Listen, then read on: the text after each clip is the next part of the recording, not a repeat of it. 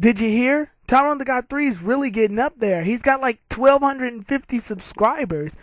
Yeah, he's even got 350 followers on Twitter. He's really getting up there in the network department. He's even got a Tumblr. A what? Enough! I've heard enough of that idiotic, happy, dribbling idiot. It's Tyrone the Devil 3, Tyrone's alter ego anti-counterpart. Why are you screaming this? I just wanted to show exposition for those who are newly subscribed and don't get this bit at all. I've had it with Tyrone the God 3. I'm going to take over his channel. But before I do that, I'm going to rip him to pieces. He hasn't seen the last of me. I'm back. So, does anyone have a Reddit? Shut up. Okay, so now that Resurrection F is finally over and showing in the movie theaters, I think this is a perfect time to finally do the review of the Resurrection F movie, so I can show everyone how I feel about it. I mean, obviously people are going to want to see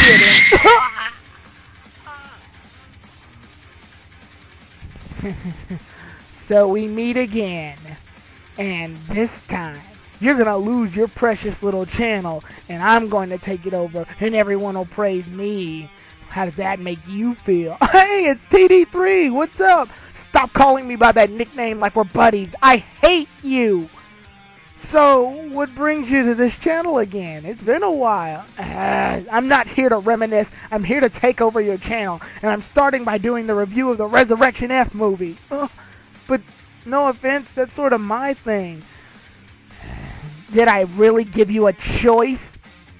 I'm going to take over this review, and I'm going to tell everyone how I really feel about this movie. Hey, I got an idea. What? We can work together. What? Can you honestly say that in your dimension you've been as popular as when you came here? There's tons of fans who really like you here. They put your name in the comment sections almost every time you make a video appearance, and you're mentioned on Twitter. I mean, it would help both of us if you just show up and be a guest. What? You know what? Maybe it's the fact that I came all the way over here to destroy you that's made me so enraged that I'm delusional. But sure, why not? We'll work together. But don't think that this means that we're friends. Oh, yeah, I mean, you hate me, right? That's sort of your thing. Yep, I despise you with every fiber of my body. Good. So, we'll work together. That means that I'll just butt in on the parts that I want to butt in on, okay? So, you better shut up and stay behind, or else I'll knock you into that corner myself! Whoa, man. Just chill out. We're gonna go ahead and do the review, right? Whatever. Hello, everybody. Tyrone the God 3 here, and my evil alter counterpart, Tyrone the Devil. Shut up! Oh. Resurrection F. So, this movie's been getting all hype basically since Battle of Gods ended not too long ago. Even the trailer itself was released shortly after Battle of Gods, and it's hot on the heels of Battle of Gods. Right after it went off, Goku made a wish to bring back the most evil person possible. At least that's what the first trailer wanted. Wow, it made it really seem messed up, like Goku willingly wanted Frieza to come back so he can fight him. It's kind of stupid if you ask me. Anyway, later on we got trailer news that Sorbet and Tagoma were the ones that were responsible for bringing Frieza back. I guess they just did that to get our hype levels up to some degree. Anyway, this is the movie that takes place after Battle of Gods. One of the only few movies to basically be a sequel to a movie that happened once before. We wouldn't see this again until back until Broly, with Broly and then Broly Second Coming and Bio Broly. But enough of those. This is the movie that basically everyone was hyped for and was ready to go to the theater for. It made $1.26 million in the box office and is way more successful than Battle of Gods was in the theaters. But does that make it a better movie? Find out right now. Let's get on that plot summary.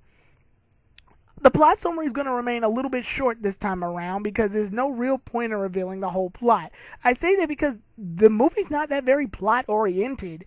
There's not a lot of detailed things that happen here. I mean, it's pretty bare bones as far as plot goes, but I will explain them in the order in which they happen, and I'll say the basics. Long story short, Sorbet and Tagoma are searching for a way to revive Frieza so that they can make their army great again and rule over the galaxy. But before all of that, we see that Frieza's trapped in Earth's hell. Instead of fire and brimstone, we see a bunch of cuddly, furry animals playing band music and stuff like that around Frieza, while he's trapped into a cocoon in his mecha state, the same stage that Trunks killed him in.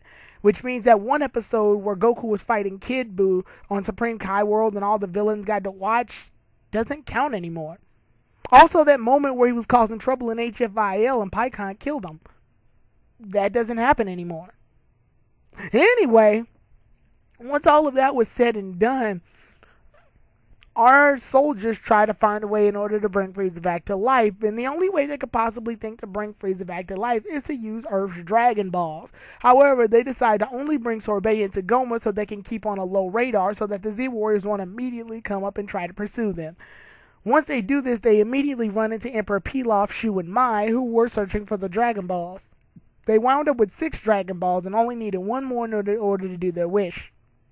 Sorbet and Tagoma intervene, and Tagoma winds up grabbing the last Dragon Ball. Once they gather all 7 Dragon Balls together, they summon Shenron up, and Shenron tells them that he can't resurrect Frieza. Well, he can, but Frieza's going to be in pieces. That's right.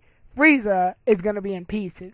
Now, I'm going to take into account that Frieza's been dead for a while, and that's why he's being revived into pieces. Because if that were the case, Goku would have a giant hole in his stomach when he got killed by Raditz and Piccolo. I mean, yeah, he eats a lot, but I mean a literal hole in Goku's stomach. Or he would be bits and pieces due to the fact that he got blown up by Imperfect Cell. And if that's the case, Vegeta should have a hole in his chest. But enough about plot holes and inconsistencies. We move on with the plot, and he does bring back Frieza, only he brings him back just like that, in bits and pieces. Tagoma and Sorbet have gone through the years, and because of that, their technology is more advanced than the time in which Frieza ruled. So, they're able to take Frieza's bits and pieces and cells and all of that, and use those as a rejuvenation chamber in order to put the pieces right back together when Frieza was originally whole. Because of this, Frieza winds up being resurrected back into his first form. I'm guessing because this is his born originated form that's supposed to shell over his true forms. Anyway, once Frieza's brought back to life, he wastes no time killing a lot of subordinates and things like that. He also ends up destroying Tagoma because Tagoma states that Frieza should just go ahead and stay away from Goku. Frieza immediately plots revenge on Goku, and for Tagoma to speak against it, Frieza's pissed and blasts Tagoma away, along with the rest of the soldiers, with the exception of a few others and Sorbet. Sorbet then learns that Frieza has a way to get stronger up to Goku's level. It's at this point that Goku is strong enough to fight on par with Beerus the Destroyer. Because of this, Frieza actually knows who Beerus is based on this lore that King Cole told him that Majin Buu and Beerus the Destroyer are 2 people that Frieza should stay away from. Based on this, Frieza decides to actually train for about 4 months in order to become strong enough to kill Goku and Trunks. After all of this is said and done, Piccolo and Gohan actually sense a little bit of Frieza's energy for a while, but not long enough for them to gain any real major suspicions because they immediately leave planet Earth after Frieza's been revived. It's at this point that we start the movie. Meanwhile, Vegeta and Goku fight off against Whis. Once they fight off against Whis in order to train, they're both getting their asses basically handed to them on a silver platter. Whis explains that they're far too slow because they always try to think before they act. Which sounds like some idiotic stuff you would do. Wait, what? Yeah, you don't think at all, though. Anyway, he also points out major character flaws in both Vegeta and Goku. The fact that Vegeta is too protective, on edge, has a chip on his shoulder, which makes him more stressed out, while Goku's way too lax. He's overconfident. Because of this, he winds up getting hit by blind spots. Again, just like you. Oh, you jerk. Once they learn of all these things, Beerus wonders why exactly that they're on his home planet, and they learn that they are able to train with them so that they can become much stronger. It's at this point that Goku and Vegeta have reached a state known as Saiyan Beyond God. Their normal states combined with God Ki. It's at this point that we also learn that Beerus hasn't destroyed them yet only because they keep offering food. What a pathetic reason to not destroy a planet. Anyway, it's at this point that the invasion is set and Frieza has made his plans to destroy Earth and Stone. 4 months have passed and we see our heroes yet again on planet Earth. We are immediately introduced to Jocko. And for those of y'all who don't know, Jocko Patrolman is actually a character from another manga series created by Akira Toriyama named Jocko the Patrolman.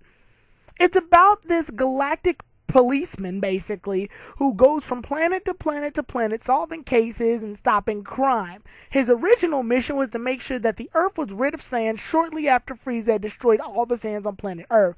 Basically, to get rid of all the sands that were from planet to planet that had survived past the planet Vegeta's destruction. His original mission was to kill Goku while he was born. However, he was convinced not to, and he wound up not doing it. However, Jocko needs to see Bulma. It turns out that he has a little bit of history with Bulma. Long story short, Jocko teams up with Bulma's sister in that manga series, and her name is Tight. Yeah, you didn't know Bulma had a sister? I didn't either. But her name makes sense. It fits with the whole Underwire attire. Anyway, when Jocko winds up seeing Bulma, he immediately warns Bulma that Frieza is coming back in order to invade planet Earth. The time that it takes for Frieza to get to Earth? 1 freaking hour. An hour. He waited till an hour. Yeah, that is kind of bad timing. So because of that, Bulma tries to call on Whis and Beerus, but winds up missing the call because he was distracted by something else. I think it was pizza or something.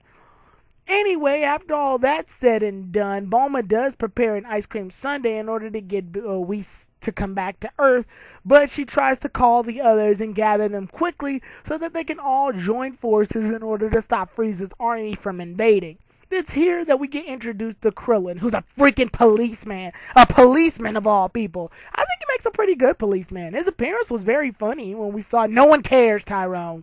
Oh, okay. Anyway, once Krillin is called to battle, he ends up shaving his hair. Android 18 actually offers to go and fight, but Krillin insists that she stay behind so that she can protect Marin. I would have really loved to see Android 18 compete in the battle in order to fight off against Frieza's soldiers. Also considering the fact that she fought Beerus in the first movie, or at least tried to. Anyway, once that's all said and done, Gohan and Piccolo head to the battlefield. Jocko winds up on the battlefield as well along with Bulma, and then we see Krillin and Master Roshi meet up as well. We even see that Tien's there. Tien tells Yamcha and Chaozu not to show up to the battle because they could potentially be too weak and it's too dangerous. What? But Master Roshi's here. What? Master Roshi's weaker than Yamcha. Are you really going to try and battle with this movie's plot inconsistencies? Frieza got stronger in 4 months for no reason. Good point. Anyway, it's at this point that Frieza is introduced to our Z Warriors and unleashes his army of 1,000 soldiers. But he also destroys North City. All of it. Talk about your warm welcome. I like that. I think that was pretty messed up. No one cares what you think. Anyway, after all that said and done, Frieza shows up to be much stronger than he originally was. He releases his soldiers, and once he releases all of the soldiers, our Z Warriors get to fighting. Piccolo ends up knocking out a large half of them. Krillin ends up beating some of them still while comically being funny and hitting trees. We see that Tien is going beast mode on some. Master Roshi is even beating up a lot of them by the looks of it. And Jocko hilariously beats up most of the warriors without actually having to fight them.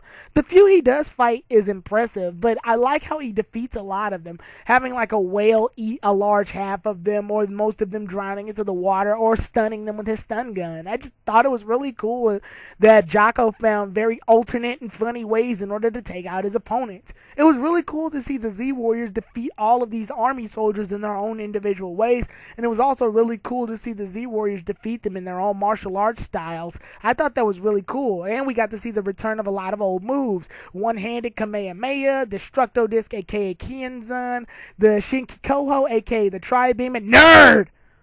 Oh. Anyway, once that's all said and done, Frieza looks at the fact that all of his soldiers have been destroyed.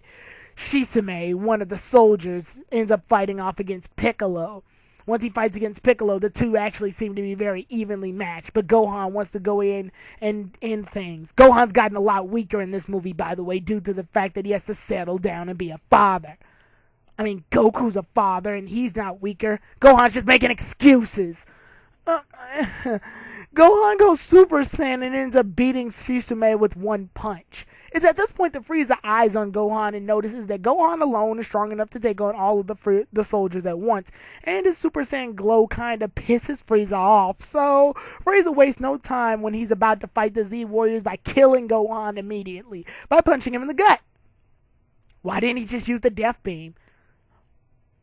I don't know.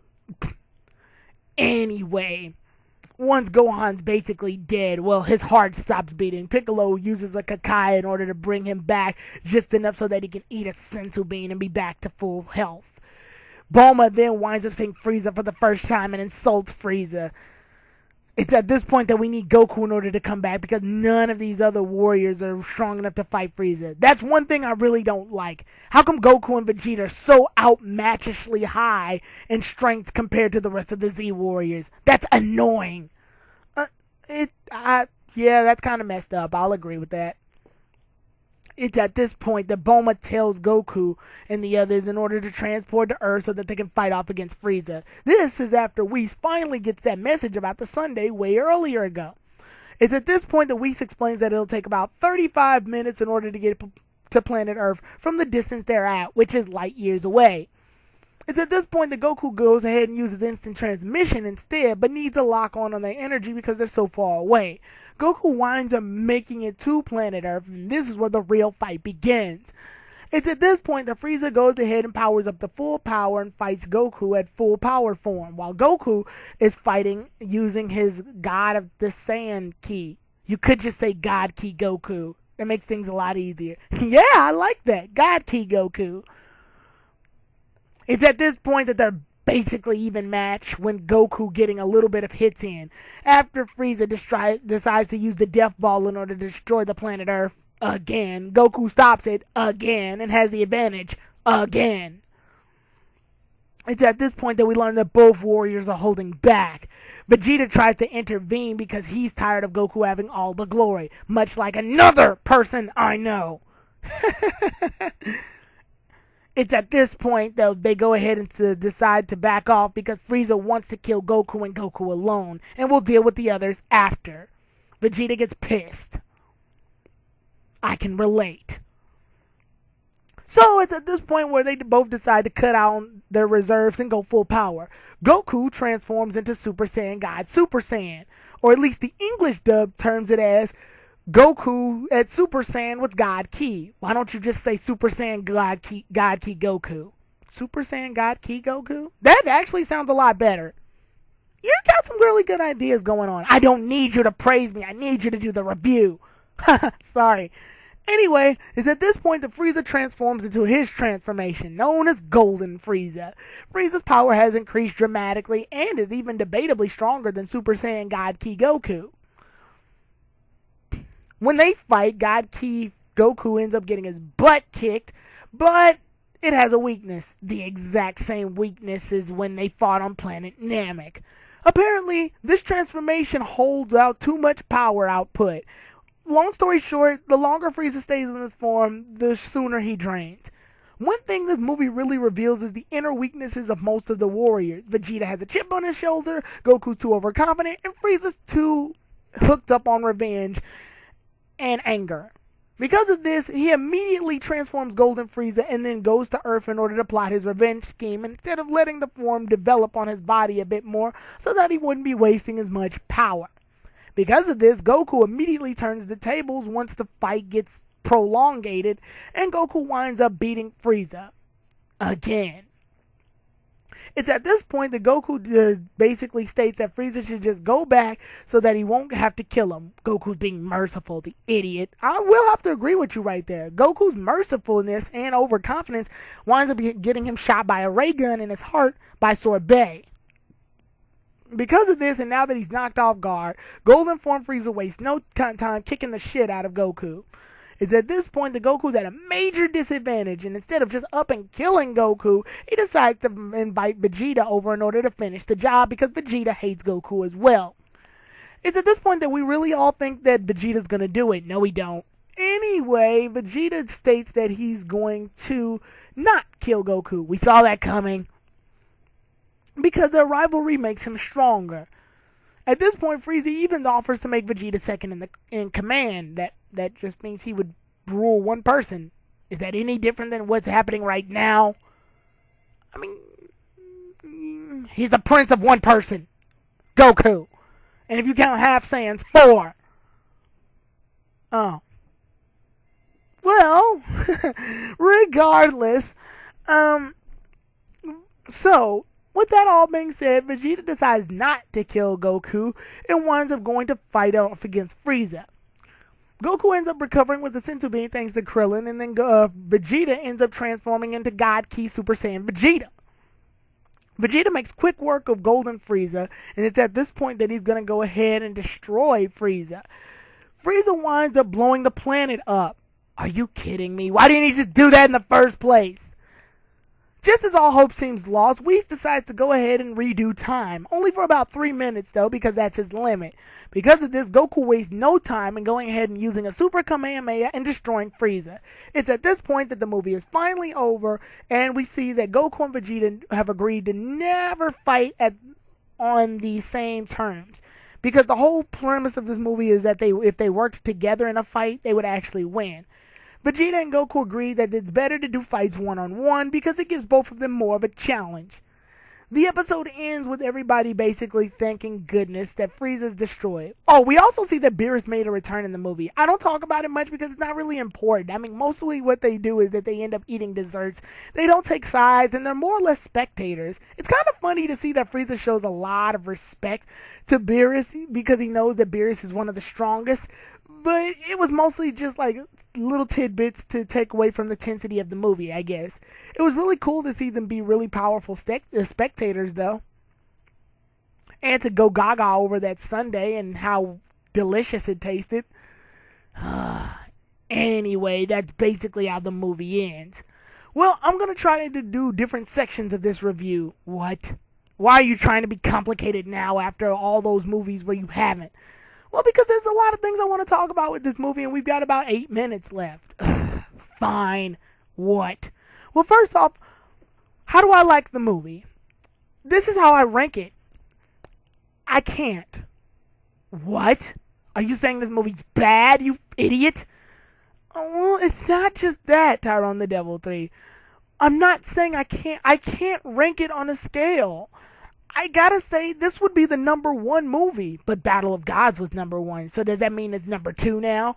No, Battle of Gods is still #1 to me. What? You know what? I'm just gonna go ahead and let you explain this. The fans will be mad at you later. I feel like this movie and Battle of Gods kind of need each other. What Battle of Gods lacked in action, it made up for in plot. And exposition and character development and character interactions between Goku and the world of being a god. It was a nice way for Goku to enter this world. It literally, at first I don't know why they called it the world of gods, but now I know. Goku's reached a new level of power that's really high this time. And he's going to be fighting off against villains that are this powerful. But, I don't think this movie would have been as entertaining if Battle of Gods didn't show up first. The Battle of Gods didn't have a lot of fights in it, to be honest. Goku versus Beerus while Goku was at Super Saiyan God is like the major fight that happened in the movie, while the other fights only lasted a couple of seconds. Resurrection F not only has the fight between God Ki Super Saiyan Goku, Frieza, God Ki Vegeta, and Frieza. It also has the fights between the Z Warriors and all of the henchmen, with them actually standing a chance instead of them getting smacked around by Beerus like in the last movie. There was a lot of action in this movie. So I gotta say, this movie's action makes up for the fact that its plot isn't that good. Well, are you saying the plot's bad? I mean, yeah, a revenge plot using the most popular villain in Dragon Ball Z is good and made for some very entertaining banters and reminiscence of past things that happened in Dragon Ball Z. But if we were to really break it down, there's a lot of plot holes and inconsistencies in this movie. How come Yamcha and Chaozu can't fight off against Frieza's soldiers, but Master Roshi can? How come the fact that Frieza got stronger in only 4 months? How come the fact that, like, Goku can transform Super Saiyan God Ki and Vegeta can, but Vegeta didn't go through the same things that Goku went through in order to transform into it? A lot of things just didn't make sense to me. And how come the fact that Frieza got brought back into bits and pieces, but other DBZ heroes that have been brought back haven't been brought back in pieces as well? Like I said, there's just a lot of things I really don't agree with in this movie. Plot-wise, does that make it a bad movie? No. Like I said, it's the most entertaining, action-packed Dragon Ball Z movie I've seen in a long time, or at all, actually. But it pales in comparison to Battle of Gods when you look at it plot-wise. So what I'm really trying to say is that Battle of Gods had a better plot, while Resurrection F was the more action-oriented movie. Both of these movies win number 1 in terms of what I would recommend, but yeah. Speaking of recommendations, I guess you would have to answer, do you recommend this to those who've never watched the Dragon Ball Z series? Oh, hell no. I can't recommend this movie to those who haven't watched any of the Dragon Ball Z series at all. It would be way too confusing. Just like I said with Battle of Gods, this movie is times 10 of that. You won't know what in the world is going on. All you know is that Frieza's back, but you don't even know who Frieza is, so all of this would make little to no sense. I mean, yeah, the dialogue is what makes this movie really good, but overall, this movie doesn't make sense to you if you're new to the world of Dragon Ball Z.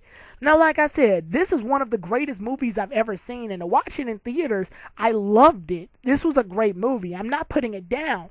I'm just saying that this movie has flaws, various flaws. I guess that's where I come in if you're talking about flaws. One of the major flaws was the music. One of my favorite songs in the entire movie is the Insert F, a song that was introduced a long time ago by this band known as Maximum Hormone. Don't know them. They're the guys who make the second opening to Death Note. Nobody cares. Anyway, the fact that this song exists, I was really excited about. A really nice song with Frieza in it. But sadly, it's only used for a couple of seconds, once after Frieza's revived, and the second time in an instrumental version when Frieza's fighting off against Goku on Super Saiyan God Ki. Other than that, it's not really used much at all. In fact, a lot of the music in this movie isn't really used at all. Most of the fight between Goku and Frieza is silent, and that's stupid. Yes, silence makes for a golden moment, intense moments, but during action sequences, music doesn't exactly hurt. Yeah, I was a little disappointed by that as well. I mean, they could have used some really good music here, especially coming from Battle of Gods, which had really good orchestrated themes, and the hero theme that was used. The fact that they didn't use Insert F or even like the Clover Z song, to be perfectly honest, is a little disappointing. Other than that, the movie does a really good job. Animation-wise, it looks a lot better than Battle of Gods. Not dramatically, but it is noticeable. They use a little bit of that crappy CGI a bit more, but it's not as glaring here as it was in Battle of Gods, where it looked like something was just made on Microsoft 3D's program. Other than that, it looks decent. I guess I should go about the dialogue since we only got like 2 minutes left anyway. The dialogue in this movie is what makes this movie. I gotta say, the introduction to Jocko the Patrolman was probably the best thing this movie had going for it. Jocko's lines, every time he said something, was just really great. It got everyone laughing. So, it was just a really nice moment to see how well Jocko, a manga character from a whole nother series, would show up in this series. And I gotta say, they done him really well. I really hope he makes an appearance in Dragon Ball Super, and I hope he makes a lot more appearances in the Dragon Ball universe due to his funny banters that he had with Bulma and the rest of the gang. I gotta say, Jocko's lines were probably what made this movie and stopped it from being, just a movie. Overall, the banter between a lot of these characters and how they interact was really good. I also like the fact that they followed the theme of the characters. Goku's overconfidence and mercy he gives to his villains, even the worst ones, is what is his biggest flaw since the beginning of the series, even when he got shot down by Raditz. So I'm glad that they decided to use this as an overall theming and concentrate on it. The one downside I'd have to say though is that a lot of the movie puts a lot of things against Frieza. You know, Frieza doesn't stand much of a chance here because even if Goku lost, Vegeta would have taken over. And I also am not very comfortable with that whole redo situation. It just seems more of a cop out to me. But with that said, you guys, this has been my review. When I see you all again, I'll actually be doing the impressions of me watching the movie with KG and maybe Dean. So I'll see you all then, everybody. Tyrone the God 3 out. I hate you. I know. Hey guys, real quick, thanks for watching the review. If you enjoyed it, then give it that like button and go ahead and subscribe if you're not already. But also, real quick, upon my review earlier before this, there was also another review of the Dragon Ball Z movie Resurrection F that was made by another YouTuber who does a lot of Dragon Ball Z based videos. His name is Black and Fist, and he does a really in-depth, detailed review of the movie just like I do. He tackles a lot of things that I probably didn't get the time to talk about and gets a little in depth as well. He also talks about some things that I agree with and a little bit of things that I disagree with, but regardless, he's done a really good job reviewing the movie. So if you all want to check out his review, I'm going to put a link right here in the description. Check out Black and Fist's stuff. He does a really great job on some Dragon Ball Z topics, does a few good what if scenarios, and does very deep criticisms on Dragon Ball Z. So check that out if you're all curious. This has been Tyrone the God 3, out.